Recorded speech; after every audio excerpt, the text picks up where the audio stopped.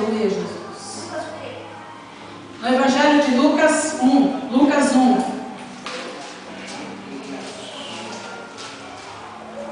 Só um momentinho.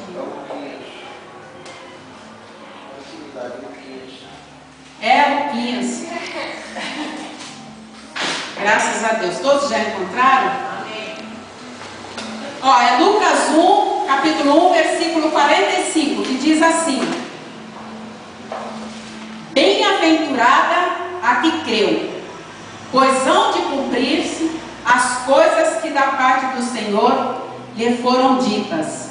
Amém, igreja? Amém. Feche os teus olhos. Senhor, meu Deus e meu Pai, em nome de Jesus Cristo, ó Deus, eu coloco diante de Ti, Senhor, a minha vida, Pai, que vou ministrar a Tua palavra. Senhor, me capacita, me usa, Senhor, em nome de Jesus Cristo. Fala, Senhor, conosco nesta noite. Abençoa, Senhor, a pregação da Tua palavra, Senhor, em nome de Jesus Cristo. E graças a Deus. Amém. Aplauda o Senhor.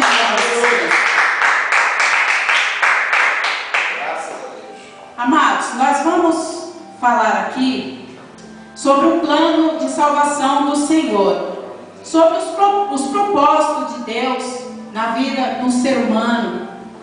Tudo que Deus cumpre, amados, quando Ele promete, as coisas que Ele cumpre, passo a passo. Nós vamos entender aqui como que Deus é detalhista, como que Deus faz as coisas. Amém? Amém.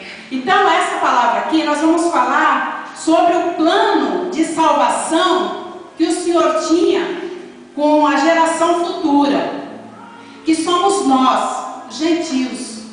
Amém? Deus tinha um plano de salvação conosco. E o Senhor, Ele já falava, desse plano de salvação desde lá da época do Antigo Testamento. Naquela época, a gente vivia a época da lei. Nós vivíamos na lei. E o Senhor, Ele já tinha um plano de salvação. Ele já tinha um projeto para a humanidade. E naquela época, Ele usava muito a vida do profeta Isaías para falar acerca da salvação. Nós vamos conferir agora. Abre lá no livro do profeta Isaías. Nós vamos conferir o plano de salvação, o projeto do Senhor, o que o Senhor estava estabelecendo naquela época. Abre lá, Isaías 61. Isaías 61, 1 e 2. Eu gostaria que alguém lesse para mim essa leitura. Em nome de Jesus. 61 o quê? Isaías 61, 1 e 2. O Espírito do Senhor Jeová está sobre mim, porque o Senhor me ungiu para pregar boas novas aos mansos. Enviou-me a restaurar os contritos e os contritos de coração, a proclamar liberdade aos cativos e a abertura de prisão aos presos, a apregoar o ano aceitável do Senhor e o dia da vingança do nosso Deus, a consolar todos os tristes. Amém.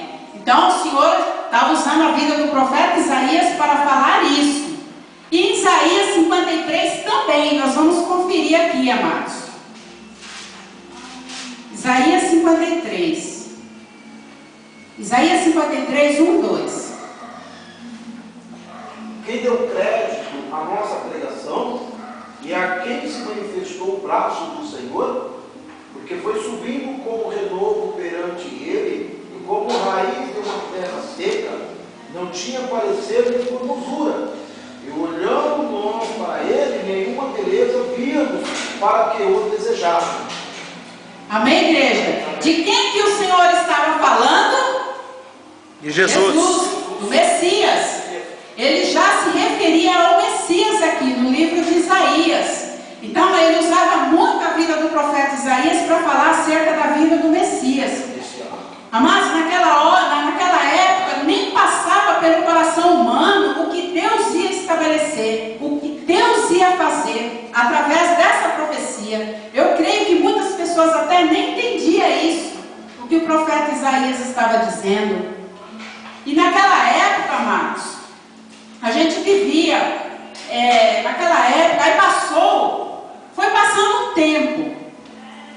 Foi passando um tempo do Antigo Testamento. Passou mais ou menos, há pessoas que dizem que passou mais ou menos uns 400 anos sem o Senhor falar com ninguém. O Senhor ficou em silêncio. Deus não usava mais ninguém para falar com os profetas, para falar nada. Deus ficou totalmente em silêncio. E aí, amados, nessa época, aí o povo foi se perdendo. Nessa época o povo foi se entregando aos seus próprios caminhos, o povo foi ficando sem direção, o povo estava, podemos dizer assim, com um jugo do pecado, porque não tinha ninguém, amados, naquela época para responder pelo pecado da humanidade. Amém? Porque todo ser humano pecou. Todo ser humano, amados, é pecador. Então tinha que haver um responsável para responder por aquelas pessoas que eram pecadores. Vamos conferir isso. Todos os seres humanos são pecadores. Todos pecaram. Vamos lá em Romanos. Vamos conferir, amados.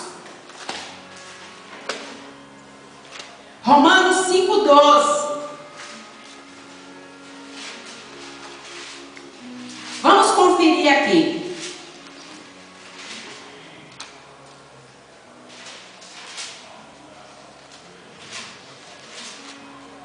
Olha aqui o que ele diz em Romanos 5,12.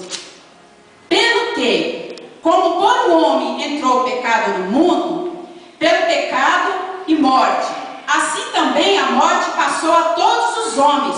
Por isso que todos pecaram. Está vendo, amados? Por isso que todos pecaram. Desde a época de Adão e Eva. Olha aqui o que ele diz no versículo 13. Porque até a lei estava o pecado. Até a lei estava o pecado no mundo. Mas o pecado não é imputado não havendo lei. Olha só que coisa tremenda. Então, ou seja, o povo estava praticamente jogado ao léu. Eles estavam ali sozinhos. Então tinha que haver um resgate. Tinha que haver uma pessoa para responder por essa pessoa, pelos pecadores. Um resgate, amados. E é o que nós vemos lá, a promessa do Senhor. A promessa do Senhor da vinda do Messias. Porque o Senhor, Ele tinha um plano. Um plano conosco, com os gentios. Os gentios somos nós. Olha aqui, nós vamos acompanhar aqui. E é assim, amados. Agora nós vamos acompanhar como tudo começou. Lá no livro do Evangelho de Mateus. É interessante. Deus, o Senhor, Ele especificou como que seria o Messias. Ele especificou em detalhes. Olha, o Senhor, Ele é muito detalhista. Ele não deixa passar nada que não aconteça que Ele não falou. Os mínimos detalhes Deus faz se cumprir. A vontade dEle, o propósito dEle e a hora dEle. Ele faz se cumprir na hora certa. Nós vamos acompanhar aqui agora. Amados, o Evangelho de Mateus, ele já começa de uma maneira interessante. Vamos acompanhar aqui.